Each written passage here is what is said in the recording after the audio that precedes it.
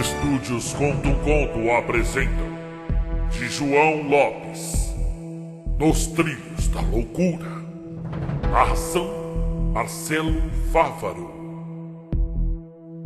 Capítulo 1. Há 15 dias deram entrada no hospital psiquiátrico Mensana, na cidade de Cruz das Almas, dois homens de idade aproximada de 35 a 40 anos, totalmente psicóticos e histéricos. Ambos apresentavam quadro de oscilação entre a completa apatia e episódios de fúria e violência, sendo necessário que fossem contidos por camisa de força, para que não se machucassem nem ferissem outras pessoas.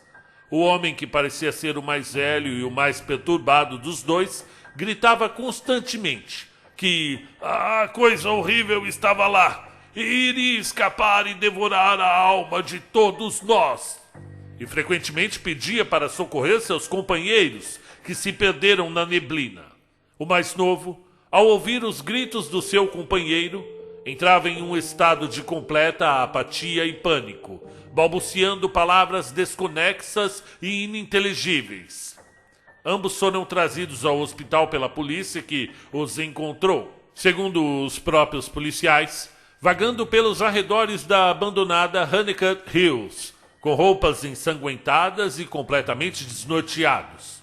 No momento em que foram abordados pelos policiais, os homens não esboçaram reação e calmamente se deixaram conduzir para a delegacia. Apenas ao chegarem lá é que foram tomados por uma fúria incontrolável. E então, ambos foram conduzidos para este hospital para serem tratados e, posteriormente, ter os seus depoimentos tomados pelo delegado de Cruz das Almas. No dia seguinte ao que foram trazidos e já mais calmos, os dois homens começaram a relatar o que lhes havia acontecido.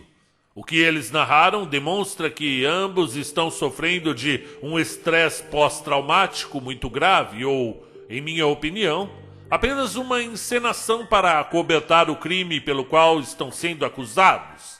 Se alegarem episódio temporário de insanidade, podem escapar de uma condenação mais severa, sendo obrigados apenas a se submeterem a um tratamento psiquiátrico e em algum manicômio penal. Procedi com as entrevistas em separado, e surpreendentemente as histórias eram totalmente compatíveis. Outro fato que chamou a minha atenção foi que quando os pacientes narravam os acontecimentos nos quais alegam terem sido protagonistas, um e outro demonstravam muita inquietação e medo. Transcreverei o que me narraram em entrevista e tomarei o cuidado de reproduzir todos os detalhes que eu mesmo realizei, a título de curiosidade. As investigações sobre a história da estação ferroviária de Paulo de Oliveira Lopes, da ferrovia, do túnel e das lendas que cercam esses locais desde os tempos de sua construção, há quase 100 anos. Capítulo 2. A ferrovia que corta a cidade de Cruz das Almas e outras cidades do sul de Minas Gerais teve sua construção iniciada em 1887, por barões do café que desejavam uma alternativa para o escoamento da produção de café de suas fazendas ao Porto de Santos. A construção da ferrovia, acreditavam os fazendeiros da região, traria mais desenvolvimento e riquezas a essas localidades. 8 anos após o início da construção da ferrovia, a estação de Paulo de Oliveira Lopes foi construída e recebeu esse nome para homenagear um dos mais importantes fazendeiros da região, o senhor Paulo de Oliveira Lopes, proprietário da fazenda Lajes do Funil. Devido à topografia da área ser um pouco montanhosa, seria dispendioso construir uma estrada que contornasse ou subisse as montanhas, sendo a construção de vários túneis a opção mais barata. O maior deles, o túnel dos Ipês, com 5,5 quilômetros de extensão, foi construído em 1900, a um custo de 9 mortos. Segundo algumas lendas, os corpos foram emparedados ali mesmo. A construção e a história dessa ferrovia parece cercada de tragédias. Em 1905, um terrível acidente ocorreu próximo à estação, ceifando a vida de 5 pessoas. Em 1900, um incêndio se iniciou em uma das caldeiras de uma locomotiva, dentro do túnel dos Ipês, e 13 pessoas perderam suas vidas nessa terrível tragédia. E por fim, em 1917, a própria estação misteriosamente pegou fogo em uma madrugada de junho, porém dessa vez não houve mortes. Em 1922, com a produção de café na região em franca decadência, a ferrovia é desativada. Nesse mesmo ano, lendas começaram a se formar entre os moradores de Cruz das Almas. Os vizinhos da estação e do túnel relatavam sons de gritos e passagem de um trem fantasma pelo trajeto entre a estação e o túnel. Em 1954, após um rigoroso inverno, vários destes mesmos moradores relataram uma estranha neblina que se concentrava próxima à estação e ao túnel, e gritos que vinham de dentro dessa misteriosa bruma. Ambos os lugares passaram a ser evitados pelos moradores, que achavam que as almas dos mortos naqueles locais assombravam tanto a estação quanto o túnel. Conheço tais histórias e confesso que, como todas as outras, estes contos são fantasiosos e apenas frutos de mentes imaginativas e ignorantes que se apegam a superstições e crendices tolas e completamente sem sentido. Capítulo 3. Transcrição da entrevista com o paciente Sr. Marcos Rogério dos Reis. Médico responsável, Dr. André Luiz Simões. Caso 725/75. O Sr. Marcos Rogério dos Reis, brasileiro, casado, morador de Belo Horizonte, Minas Gerais, jornalista conceituado em sua cidade e sem nenhum histórico de doenças mentais na família, veio à Cruz das Almas realizar uma reportagem sobre eventos sobrenaturais que envolviam a abandonada ferrovia, estação e túnel próximos à cidade. Tais reportagens fariam parte de um caderno especial que sairia aos domingos, para entretenimento dos leitores, sempre ávidos por histórias de fantasmas. Segundo me relatou em entrevistas, o Sr. Marcos Rogério estava fazendo essa reportagem contra sua vontade, já que era da opinião de que o jornalismo é algo que deve ser levado a sério, e não para produzir matérias sensacionalistas e de cunho duvidoso para entreter o público. Isso, de acordo com ele, é função dos novelistas e produtores de TV. Mas, mesmo contrariado, ele resolveu aceitar a tarefa e, junto com uma equipe de supostos investigadores de fenômenos paranormais, veio à Cruz das Almas para realizar a reportagem e, se possível, desmistificar as lendas que cercam a ferrovia abandonada. Primeira entrevista. 6 de maio de 1975. Caso 725/75. Paciente: Sr. Marcos Rogério dos Reis. Médico responsável, Dr. André Luiz Simões. Sr. Marcos Rogério, o senhor sente-se à vontade?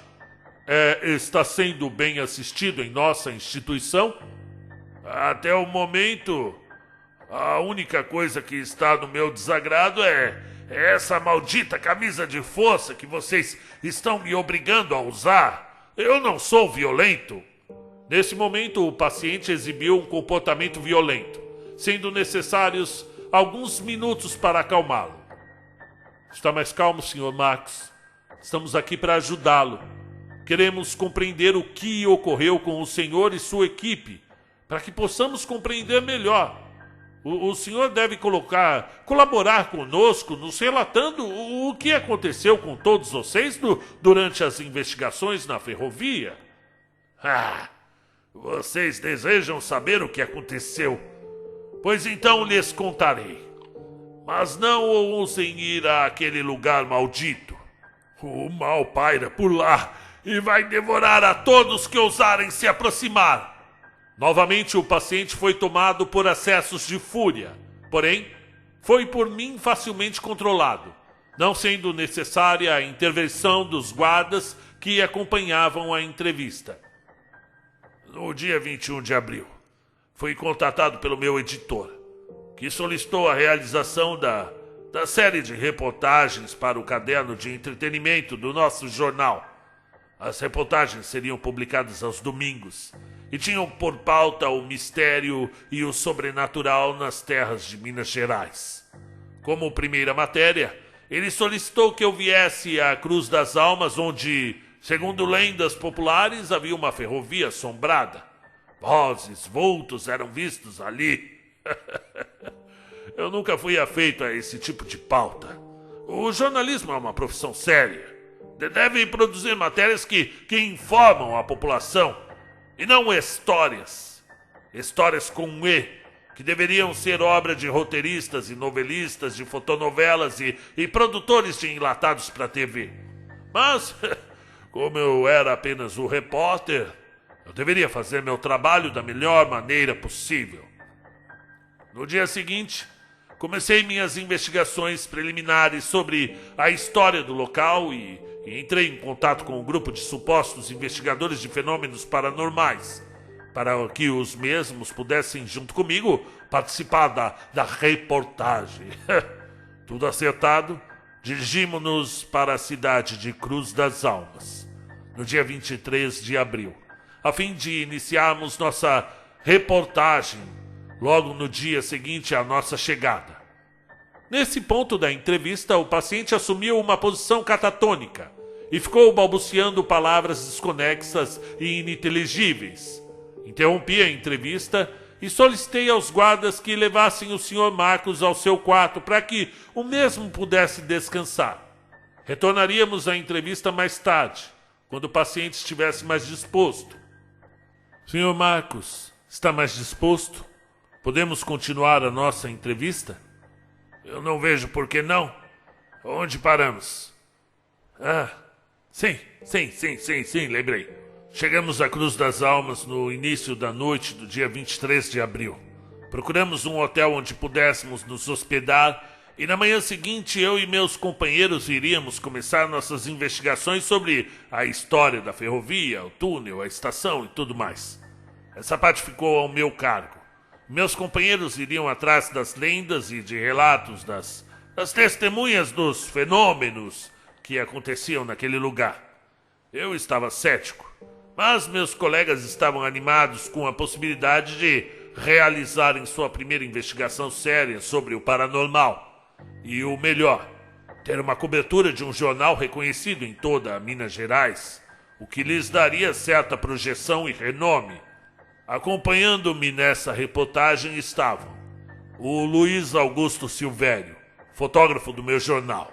Já realizamos várias reportagens juntos e devo lhe dizer que ele é bastante competente no que faz. Antônio Márcio de Souza, operador de som e o mais jovem de todos, bastante impulsivo e curioso. Chegou a me irritar em alguns momentos por ter um comportamento insolente e desrespeitoso.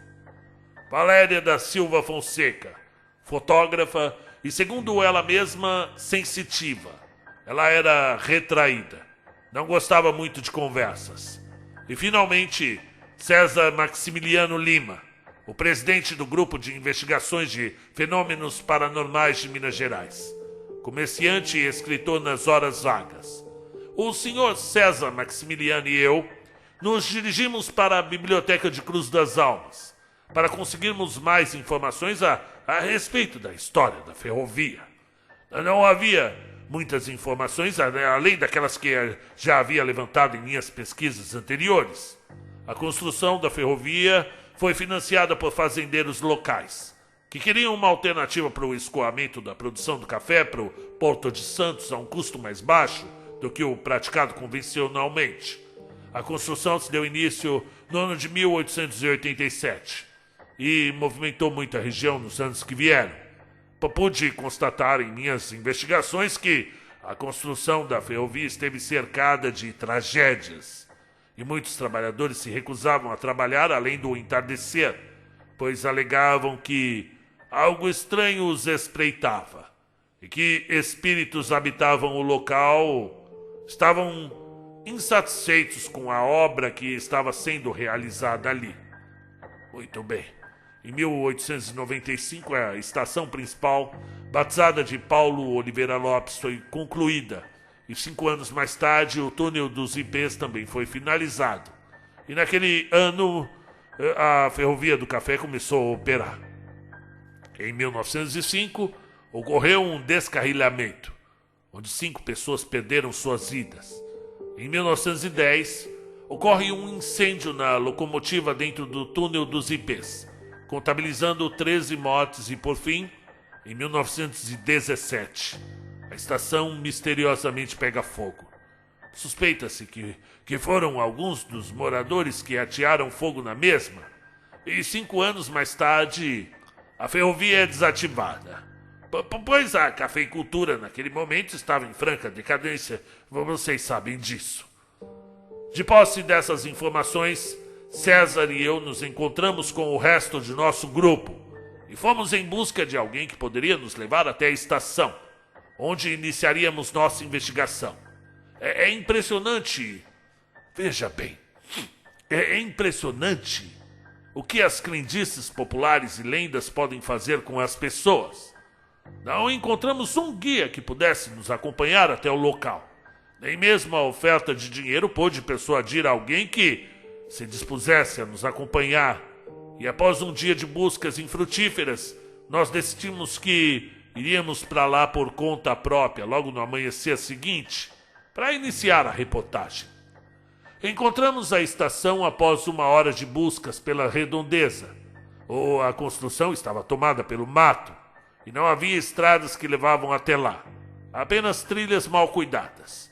Nosso carro não podia chegar até a estação e o deixamos em uma das fazendas próximas. Não pudemos deixar de notar a apreensão, eu diria apreensão, que os moradores tinham quando revelamos a eles nossa intenção de realizar uma investigação sobre os mistérios que rondam a ferrovia. Muitos até nos reprimiram e pediram que deixássemos o lugar em paz e não despertássemos o mal que lá habita. Chegamos à estação pouco após o horário do almoço e logo iniciamos nossas primeiras explorações sobre o lugar. Confesso que a atmosfera de completo abandono me deu a impressão de inquietação e receio que o mesmo se dava com meus companheiros, em especial a senhorita Valéria, que em várias ocasiões demonstrava-se perturbada com a aparência e o abandono do lugar. O paciente, nesse momento, começou a balbuciar ininterruptamente. Ele estava lá, e ele vai vir, vai devorar a todos nós. Nossas almas estão condenadas. A coisa está na neblina. Não deixe a neblina crescer. Ela se alimenta das almas dos vivos e dos incautos que vão àquele maldito lugar. O paciente se mostrou bastante agitado e tive que administrar um sedativo para que o mesmo pudesse se acalmar e pudéssemos dar prosseguimento com a entrevista. Senhor Marcos, o senhor citou a coisa que está na neblina. O que é realmente essa coisa? O senhor poderia me explicar? Tudo ao seu devido tempo. E quando eu terminar minha narrativa, você verá que eu falo a verdade. Onde eu estava? Sim. A senhorita Valéria demonstrou-se perturbada logo que chegamos à estação. Mas a sua curiosidade suplantou o medo e ela prosseguiu, mesmo que receosa. Ela nos disse que um grande mal habitava o local e estava à espreita, e que nos protegêssemos. Ela disse ainda que esse mal era antigo e poderoso, e depois se calou. Exploramos minuciosamente o local. Meus companheiros, que eram os especialistas, puseram a trabalhar e espalhar por toda a estação uma série de aparelhos eletrônicos, gravadores, câmaras fotográficas e outros aparelhos que eles diziam que poderiam detectar a presença de espíritos no local. Eu particularmente estava cético e anotava cada palavra que o Sr. César dizia. Com os aparelhos espalhados por toda a estação, César, meu colega Luiz e eu fomos ao túnel, distante uns 600 metros da estação, logo após uma curva. Os trilhos estavam enferrujados e tomados pelo mato, e o acesso ao túnel era difícil. Chegamos à entrada do lugar e notamos que o mesmo estava tomado por uma fria neblina que parecia encobrir a entrada. Como estava escurecendo, César, Luiz e eu decidimos não entrar no túnel.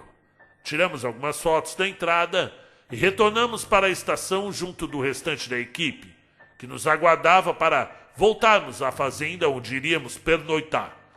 Deixamos os aparelhos e os gravadores na estação e seguimos em direção à fazenda. Eu confesso que o entardecer emprestava uma atmosfera lúgubre, sinistra à estação. E eu notei que a senhorita Valéria estava mais perturbada do que antes. Sugeri então a toda a equipe que retornássemos no dia seguinte logo pela manhã. A noite que eu passei na fazenda foi bastante tumultuosa, povoada de pesadelos e sons estranhos.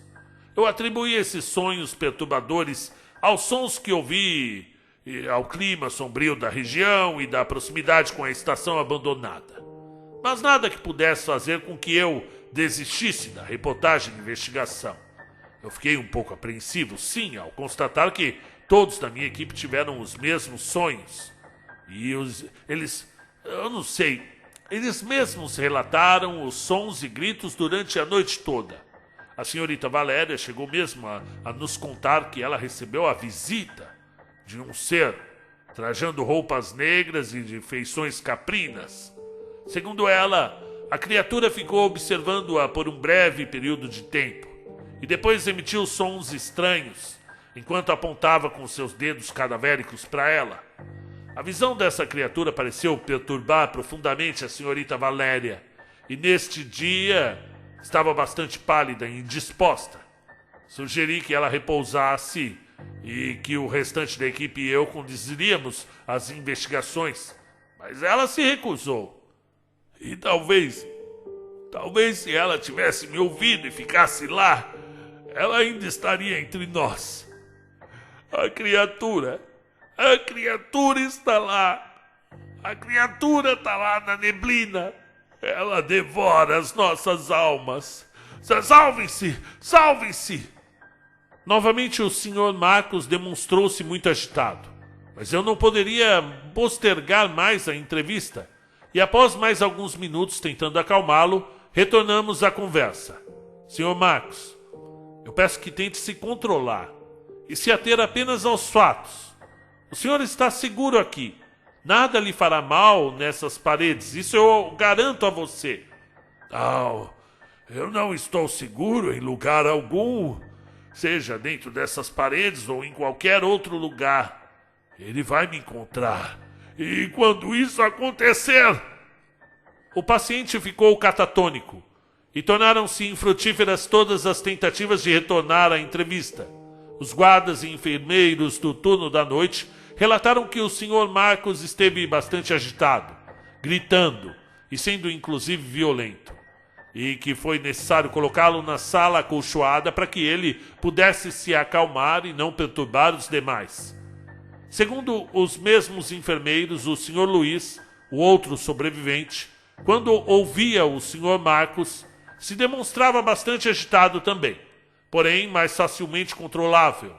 Solicitei aos enfermeiros que levassem o Sr. Marcos à minha sala para que pudéssemos dar prosseguimento com a entrevista interrompida. O paciente estava mais dócil e com uma aparência mais disposta no dia de hoje. Bom dia, Sr. Marcos. Hoje o senhor aparenta estar mais disposto. A gente pode continuar? Sim, claro. Podemos continuar com essa entrevista. Não é irônico? Um repórter sendo entrevistado em vez de ser um entrevistador? Um acesso de risos histéricos tomou conta do Sr. Marcos, mas ele logo se acalmou e continuamos com a entrevista. Hoje o Sr. Marcos apresenta um ar mais sombrio, uma frieza em seu modo de agir. E, em minha opinião, ele está demonstrando comportamento de distúrbio dissociativo. E episódios entre a mania eufórica, os acessos de raiva e violência e completa apatia, a catatonia extrema. Ele apresenta um quadro desafiador.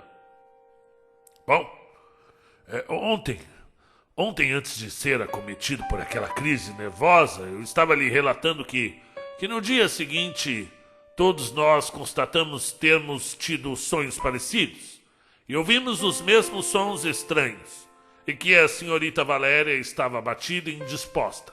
Porém, ela se recusou a ficar repousando. Tomamos café da manhã e seguimos para a estação. Luiz queria aproveitar a luz para tirar boas fotos para a reportagem, e César, bem como o restante dos investigadores, estavam ansiosos sobre o que os gravadores que foram deixados no dia anterior porventura viessem a captar. Apesar do abatimento, Valéria estava um pouco disposta e se esforçando para parecer que o sonho que ela teve não a havia deixado perturbada. Conversava vividamente sobre as plantas existentes pelo caminho até a estação. Ela era uma amante da vegetação, da flora e demonstrava grande conhecimento de muitas espécies. No trajeto até a estação, iniciei com ela uma conversação sobre o assunto para que pudesse se distrair e esquecer do sonho impactante da noite anterior. E apesar do abatimento da jovem e a apreensão do restante da equipe devido aos sonhos da noite anterior, a caminhada até a estação foi agradável e nos proporcionou bons momentos. Os nossos últimos bons momentos. Nenhum de nós sequer poderia imaginar os episódios de terror que viríamos a enfrentar e as consequências disso tudo. As nossas almas foram condenadas. Isso é verdade. E não há nada que se possa fazer para impedir que o terror que habita naquela maldita ferrovia escape e devore a todos nós. Todos nós, entendeu? Estamos condenados. Você, eu, os policiais, toda a pobre raça humana. Nós libertamos um mal e nada pode impedi-lo. É o fim, entendeu? O fim. Os episódios de histeria estão se tornando cada vez mais intensos à medida que o paciente narra o que aconteceu com ele e com seus companheiros. E dessa vez vou tentar uma abordagem diferente. E não vou intervir com remédios. Sr. Marcos, acalme-se. Aqui o senhor está seguro? E seja lá o que quer pegá-lo, não pode entrar aqui. Temos proteção. Confie em mim. O senhor está seguro. A ilusão da segurança é o que mantém a humanidade prosseguindo. Vivemos em uma tênue e frágil camada de espuma, flutuando sobre um lago de águas negras e profundas. E existem coisas em sua profundidade sobre as quais não deveríamos saber sua existência.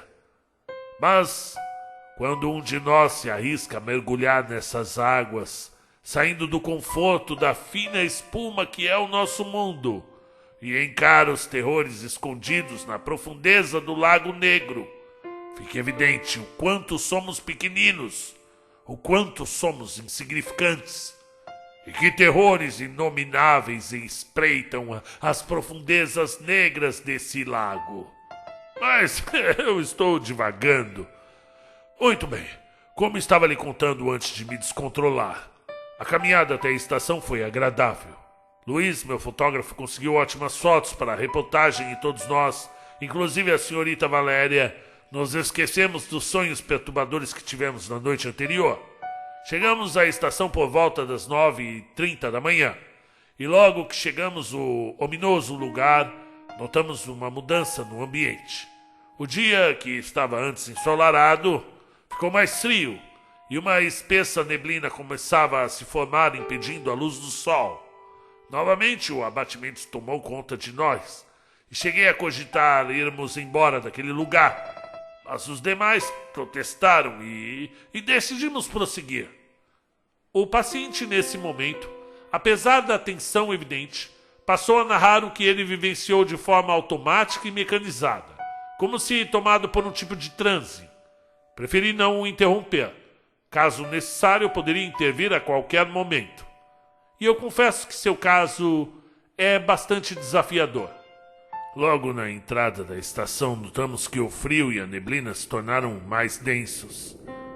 Era como se algo sobrenatural habitasse aquela névoa, como se ela tivesse viva. Um dos primeiros fatos estranhos que notamos foi que os gravadores que havíamos deixado no dia anterior não estavam onde deixamos. O que decepcionou muito ao César, já que ele esperava ter gravado algo e ansiava profundamente ouvir o que os gravadores captaram. Bem, iniciamos uma busca pelos mesmos, porém sem nenhum resultado. Decidimos então tirar uma série de fotografias e fazer algumas gravações com o restante dos equipamentos que tínhamos à nossa disposição, para que pudéssemos realizar a investigação com mais rapidez e sair daquele maldito lugar o mais rápido possível. Nos dividimos para cobrir melhor o lugar. César, Antônio e eu ficamos na estação. Luiz e Valéria se dirigiram ao túnel. E foi a última vez que vimos a jovem. À medida que o dia avançava, a neblina ia se tornando cada vez mais densa e a atmosfera mais opressiva. César, Antônio e eu encontramos nas imediações um dos gravadores, mas ele estava destruído. A fita, porém, permanecia intacta. A colocamos em outro gravador e tocamos. E, sinceramente, eu jamais vou esquecer aqueles sons. Os gritos, o choro, as risadas escarnecedoras. Jamais vou esquecer da voz, uma voz profunda e profana, e da dor que sentimos ao ouvi-la. Deixai-vos que entrais toda a esperança. Adentraste em dimensões que não deveriam. Escrutastes mistérios insondáveis. Deixai aqui vossas almas, pois estáis condenados. Contemplem a imensidão do caos e da dor. Contemplem a vinda dele. Contemplem a imensidão da escuridão. Não podem mais fugir. Vossas almas, condenadas, pertencem a ele, aquele que vive entre a neblina dos mundos. O resto da gravação eram apenas gritos, risadas e batidas. César, Antônio e eu nos entreolhamos atônitos com o que acabávamos de ouvir e saímos em disparada daquele maldito lugar. Mas havia algo de errado. Não era a mesma estação. A neblina, cada vez mais densa e palpável, revelava um cenário desolador. A arquitetura do lugar estava diferente. Os ângulos jamais imaginados pelos arquitetos humanos. Um odor nauseabundo, sons sinistros. E seja lá onde estávamos, não era na abandonada estação de Paulo de Oliveira Lopes. A minha razão recusava-se a acreditar no que estava testemunhando. Mas era real, era palpável e estávamos ali. E se o inferno existisse, deve ser assim que ele é. Antônio estava desconcertado, perturbado, com as mãos nos ouvidos e gritando para o nada, pedindo que as vozes o deixassem em paz. Ele gritava que estavam tocando nele, que ele sentia as mãos frias e pegajosas o segurando. E em um rompante ele pôs-se a correr para a neblina. E nunca mais o vimos. Apenas ouvimos seus gritos de horror e desespero. E aquilo pareceu perfurar-me como navalha, e as vozes pareciam regozijar com o nosso sofrimento. Após a fuga desnorteada de Antônio, César e eu nos pusemos a procurá-lo, mas a busca se demonstrou infrutífera. Antônio já estava condenado. E então, nós decidimos sair em busca de Luiz e Valéria. E seja lá o que estava acontecendo na estação, também poderia acontecer com eles no túnel. E não há nada tão ruim que não possa piorar. Existe uma lei assim, não é? A Lady Murphy? Desculpe-me, doutor, às vezes eu me perco em divagações. O senhor deve compreender que não é fácil reviver tudo isso que aconteceu conosco, e sabendo que estamos condenados. Muito bem, eu estava lhe contando que o César e eu decidimos sair em busca de Luiz e Valéria. Não nos julgue, Antônio estava perdido, e quanto à senhorita e ao Luiz, ainda tínhamos esperanças. Foi em direção à porta de entrada da estação. A neblina tornava-se cada vez mais densa, e junto com ela vinham os gritos, os risos, os lamúrios. César, que estava à minha frente, subitamente parou de correr e começou a rir. Ele sorria, num riso alto, um riso histérico, e nesse momento a névoa foi se adensando em sua volta, e por fim o engolfou totalmente. E assim desapareceu meu companheiro. Sozinho naquele lugar comecei a correr desesperadamente. Os gritos e risos não paravam. Eu sentia o toque das mãos pegajosas. Corri como nunca havia corrido antes. E consegui sair daquela maldita estação. Já era noite alta. A lua iluminava palidamente os trilhos. E ao longe eu escutei os gritos de socorro do Luiz. Corri em direção ao túnel. A situação lá não estava diferente. Cheguei ao lugar bem no momento em que Valéria estava flutuando.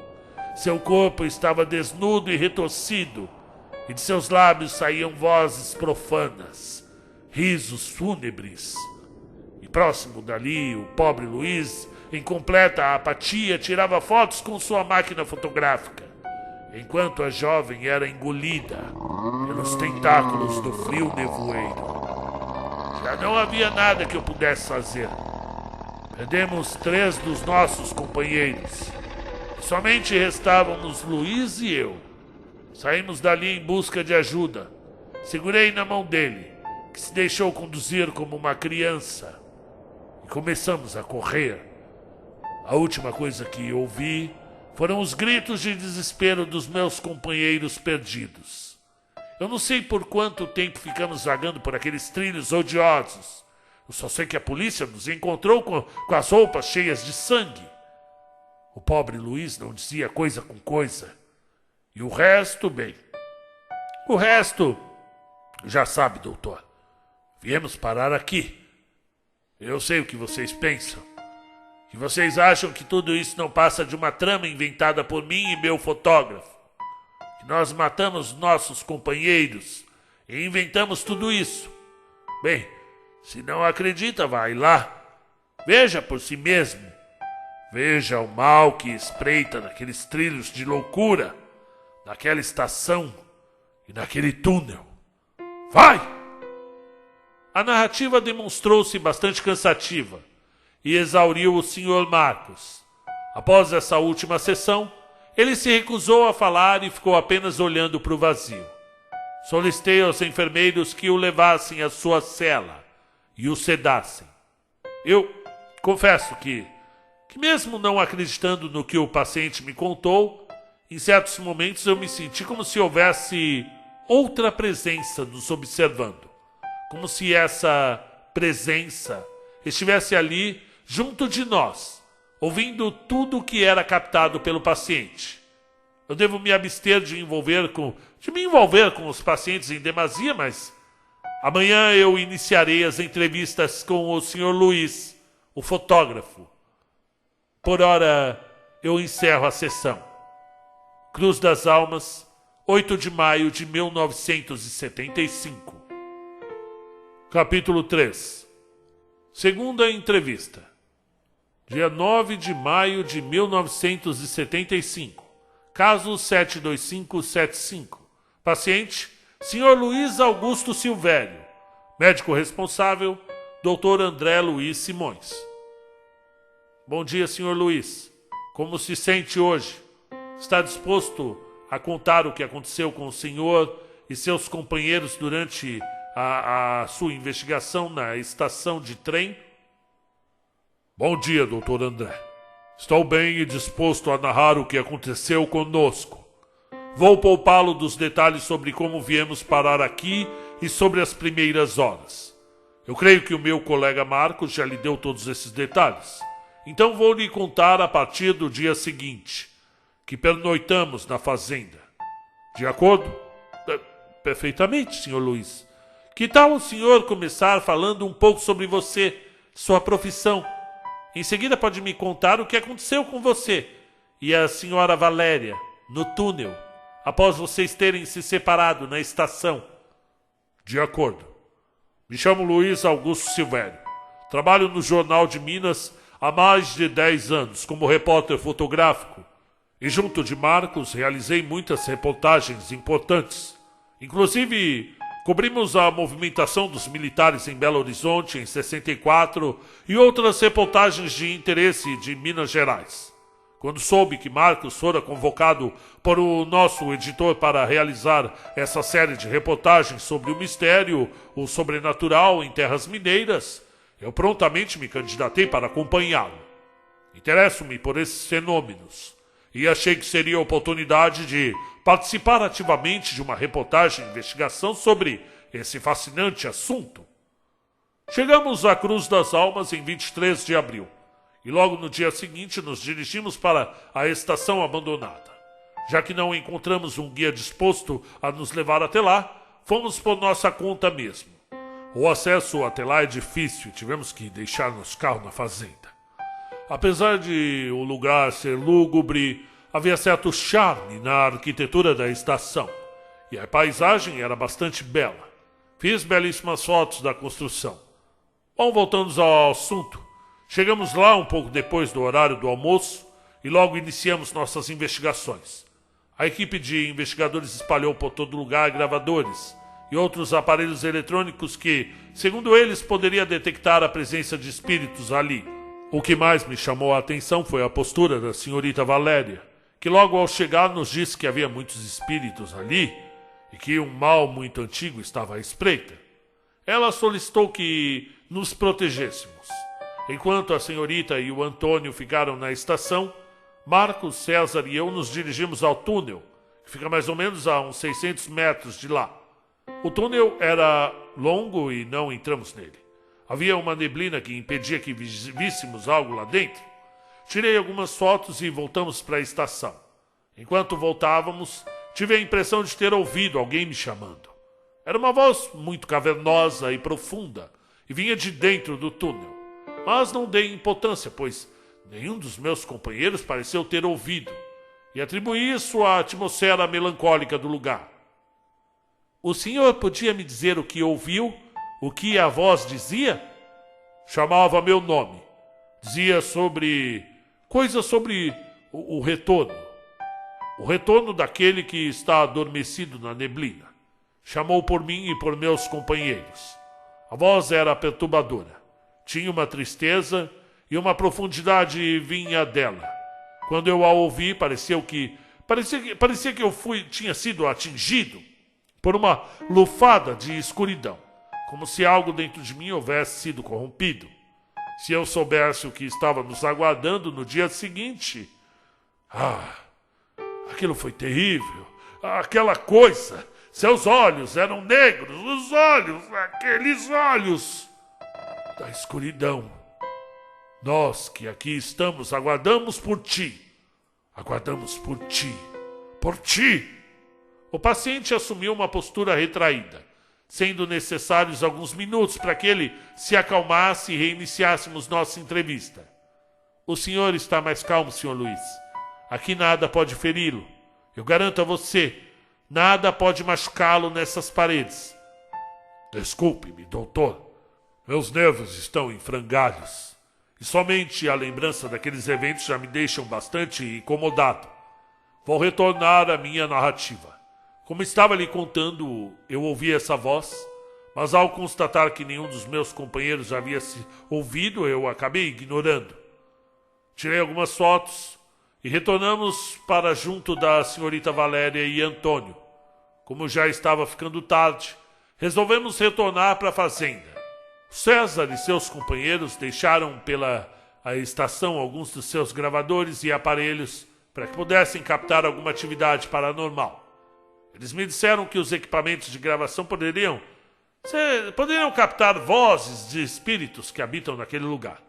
Eu confesso que um arrepio percorreu minha coluna com a possibilidade daquela voz ser captada por um gravador. Eu confesso que eu não tive uma noite tranquila. A voz que eu ouvi na entrada do túnel povoou o meu sono. Pesadelos terríveis sobre uma criatura disforme que habitava a neblina, sons de vozes de várias pessoas em grande sofrimento, gritos de escárnio e ameaças. Certa hora, acredito que por volta das 2 da manhã, eu vi uma criatura terrível com o rosto caprino, trajando negro, com as mãos cadavéricas. Ela olhava diretamente para mim. E após isso não consegui mais dormir. E apenas esperei pelo amanhecer no meu quarto. No dia seguinte, ao ouvir as conversas dos meus companheiros, pude notar que eles também tiveram sonhos perturbadores. E Valéria estava muito abatida. Marcos chegou a sugerir que ela repousasse, mas ela se recusou. E então dirigimos para a estação.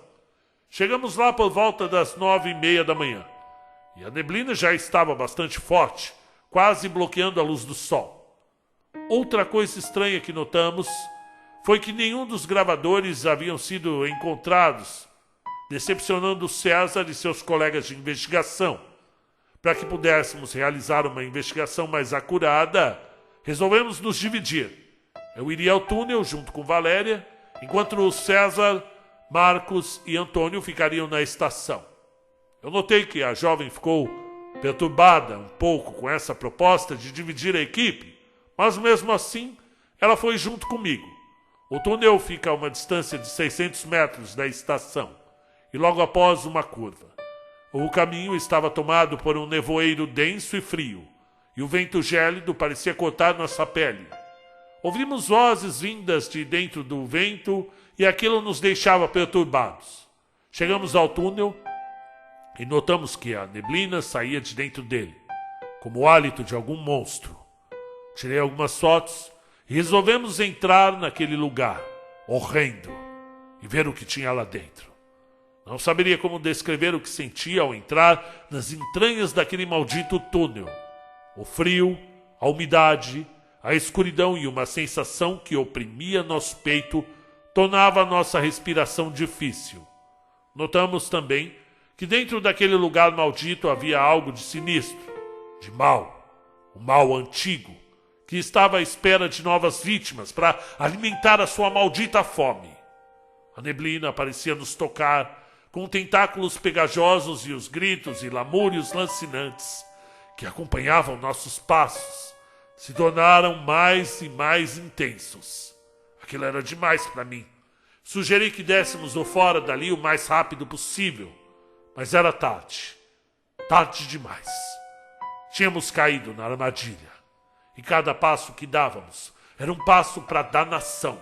Os tentáculos da coisa de dentro da neblina tentavam nos agarrar enquanto vozes gritavam mais e mais. Elas nos chamavam. Elas nos atraíam, zombando da nossa situação. Foi então que ouvi um grito. Não era um grito incorpóreo. Era um grito de Valéria. Era um grito de dor. E ela apontava na direção do centro do túnel. E de dentro da densa névoa, algo estava se formando. Parecia um turbilhão, um redemoinho. E de lá saía uma coisa. Eu não sei. Eu não sei como descrevê-la. Parecia um monstro disforme, com tentáculos gelatinosos e com olhos sem órbita e tão negros quanto o breu. Seus tentáculos nos buscavam ávidos. Segurei as mãos da mulher e começamos a correr. A senhorita Valéria ainda gritava. Era um grito de desespero, um pedido de socorro. Senti suas mãos serem arrebatadas e olhei para trás, bem a tempo de ver o seu corpo. O corpo da senhorita Valéria, sendo retorcido e tomado pelos tentáculos, feito de neblina pegajosa. A voz que saía dos lábios dela não lhe pertencia. Era uma voz maldosa. Era uma voz cruel. Valéria foi arrebatada de minhas mãos logo que alcançamos a saída do maldito túnel. E eu não pude fazer nada. Uma sensação de impotência e desespero que tomam conta de você. O lado de fora do túnel não estava diferente do que eu vi lá dentro. Era um luar rubro e a neblina tomava conta de tudo. Lembro-me de ter pegado minha câmera e começado a tirar fotos desesperadamente. Depois disso, não me lembro de mais nada. Eu via flashes, apenas flashes de coisas ao meu redor. Vi meu colega Marcos gritando comigo, segurando em minhas mãos. Senti que corríamos desesperados daquele lugar. Apenas despertei na delegacia, com roupas ensanguentadas e com Marcos em violento surto. Eu sei que vocês acham que fomos nós que matamos nossos companheiros, mas não foi. Foi coisa da neblina. Ela devorou a todos e ela está em busca de nós. Estamos condenados, você não vê? Todos nós, entendeu? Doutor, o senhor tem que nos deixar ir. O senhor tem que sair daqui e deixar a gente ir embora desse lugar. Esse lugar é amaldiçoado. Vai, antes que seja tarde. Sai daqui e salva a sua vida. Salva a sua alma. Ambos os pacientes estavam em estresse grande e com eventos que alegam terem sido parte. Após a entrevista com o Sr. Luiz, eu solicitei aos enfermeiros que o levassem à sua cela e dessem a ele um sedativo. No dia seguinte, eu entregarei essas transcrições ao delegado de Cruz das Almas, que é o responsável pelas investigações do ocorrido. Capítulo 4. Fui despertado pelo telefone da minha casa, às 4 da manhã. Era do hospital. Os enfermeiros de plantão solicitavam minha presença com tamanha urgência.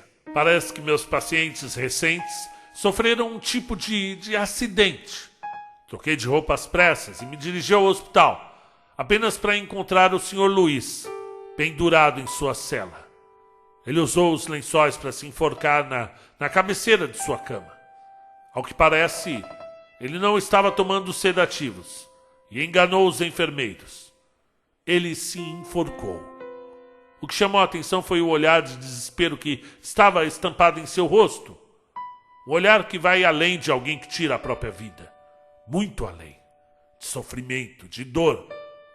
Na cela seguinte, o Sr. Marcos estava gritando, dizendo que a coisa estava lá para buscá-los, que a coisa estava cobrando seu preço. E esse preço, bem, era a alma deles. Corremos, os enfermeiros e eu, para lá, temendo que ele também pudesse cometer o mesmo ato que o colega. Chegamos bem a tempo. E aí a narrativa vai tomando outro caminho. De ver o Sr. Marcos levitando no ar, com o seu corpo todo retorcido e com um olhar de desespero. Eu me recusei a acreditar naquilo que estava vendo. Os enfermeiros também ficaram atônitos e alguns deles chegaram a sair correndo em desespero. A única coisa que eu vi foi uma densa neblina que tomava conta da cela, saindo lentamente por uma janela gradeada. Lembro-me também de ter ouvido o grito escarnecedor, um oivo, que gela minha alma quando eu me lembro dele.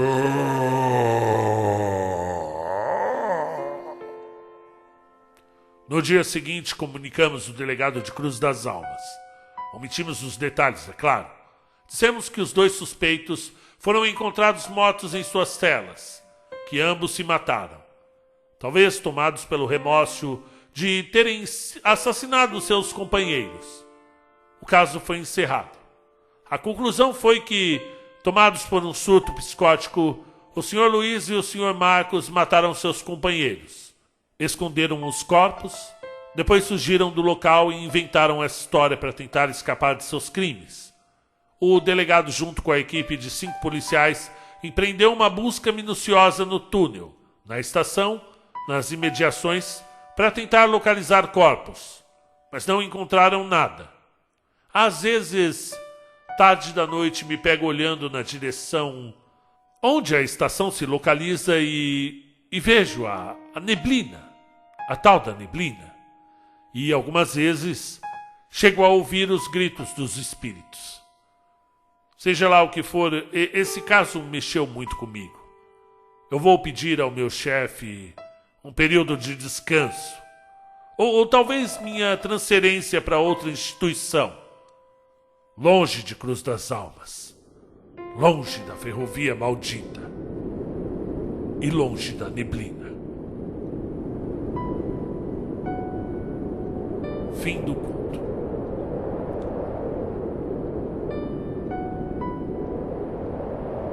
Olá, queridos ouvintes, meu nome é Marcelo Fávaro e eu sou o narrador aqui do canal Conta um Conto. Este aqui é um conto de novos talentos.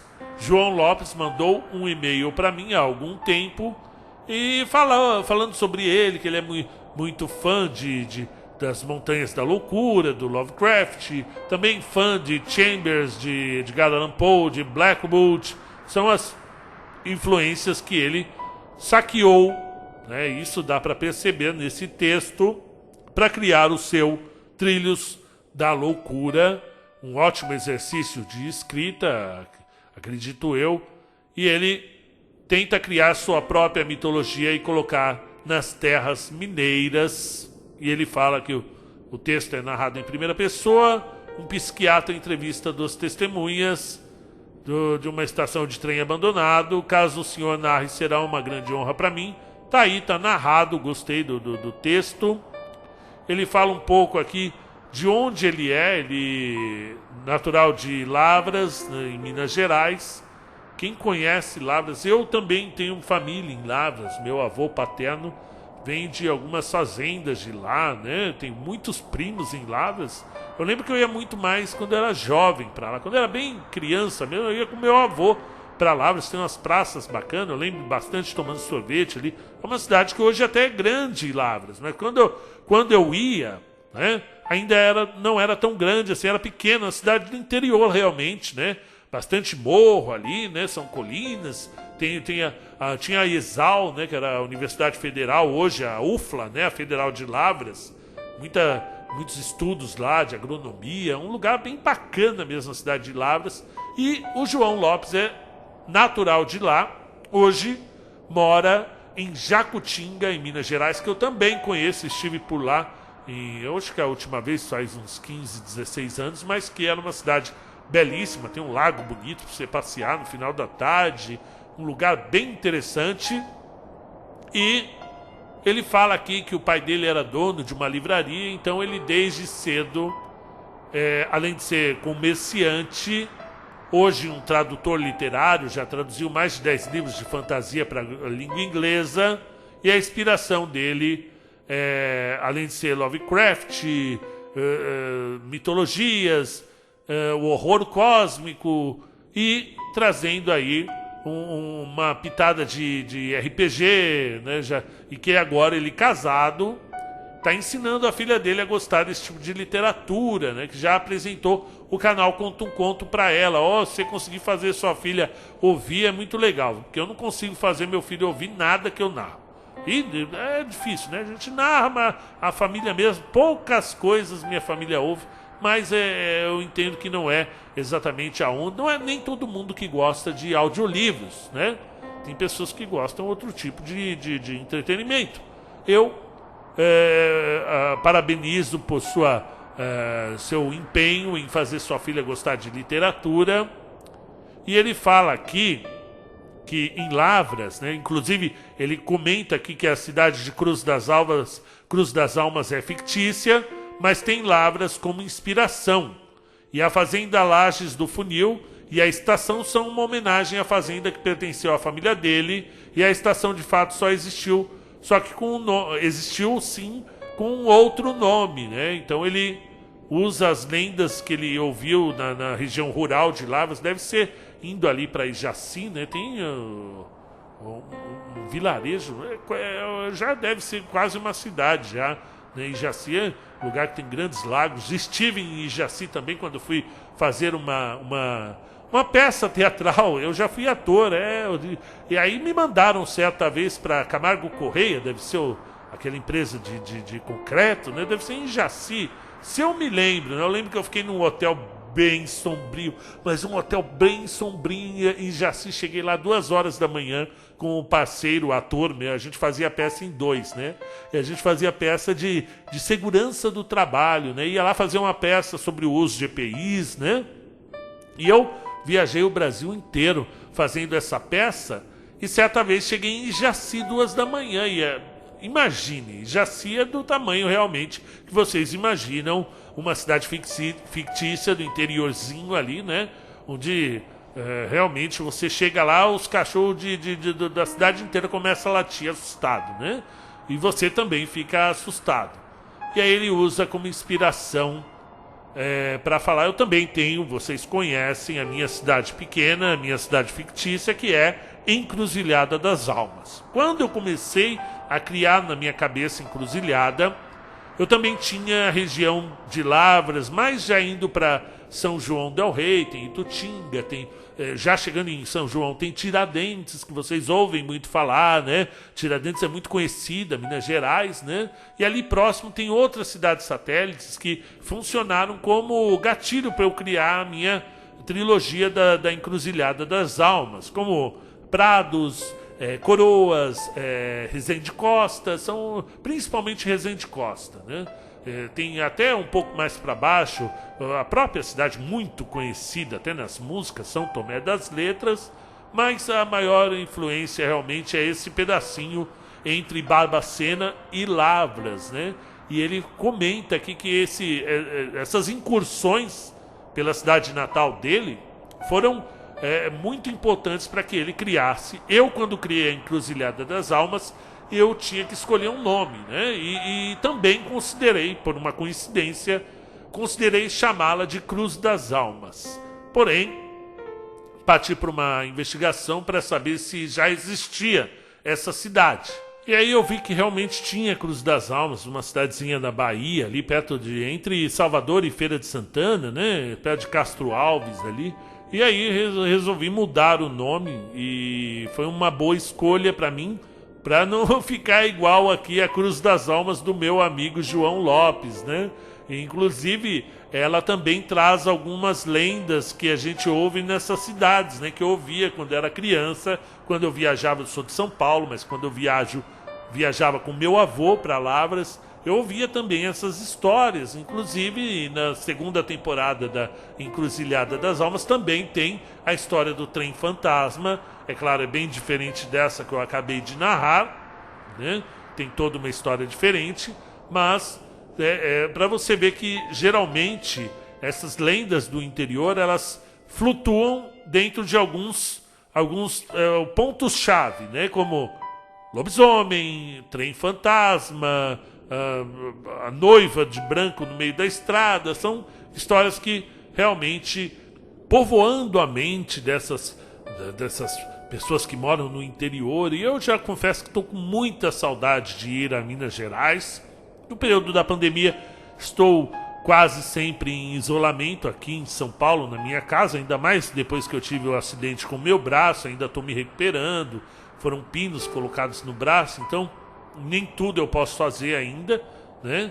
Inclusive, estou em isolamento ainda, mas quando eu puder, quero voltar a Minas Gerais, quero visitar novamente Lavras, sentar ali na Praça da Matriz, onde eu tive ótimas lembranças da minha vida, meus tempos de adolescente, as primeiras paixões ali. Tinha uma feirinha de artesanato no domingo. Quem é de Lavras aí? Me responde se ainda existe essa feirinha. E inclusive, uma vez eu participei estava lá por acaso visitando minha tia-avó e teve um evento de todas as faculdades de medicina do estado. Foram fazer tipo umas Olimpíadas nessa cidadezinha do interior. E esses estudantes de medicina ficavam acampados dentro das escolas municipais ali da cidade. Então, imagine uma festa, né? Estudantes de medicina de todo o estado ali. À noite tinha balada, tinha festas realmente, e durante o dia os jogos, né? E eu tava lá com os meus amigos, da funerária do rock. Tava com o Urubu, tava com o King lá, e com certeza, essa festa foi boa. O ano, se eu não me engano, deixa eu ver, Foi 2001. Se você esteve em 2001 nessa festa aí, nessa Olimpíadas dos Jogos de Medicina, por favor, comenta aí se você me viu nessa festa aí. Então, gente, gostaram do conto? Eu achei interessante o conto. Claro, poderia ter mais desdobramentos. É claro, eu acredito que esse é apenas um capítulo do romance do João Lopes e desejo muito sucesso ao escritor. E gostei de bater papo com vocês. Hoje eu estava a fim de conversar, de jogar conversa fora. Se vocês quiserem, em outra ocasião, eu conto mais histórias dessa época que eu era ator e viajava o Brasil. E teve algumas coisas que eu vi nessas viagens que daria um ótimo livro de terror. Até a próxima.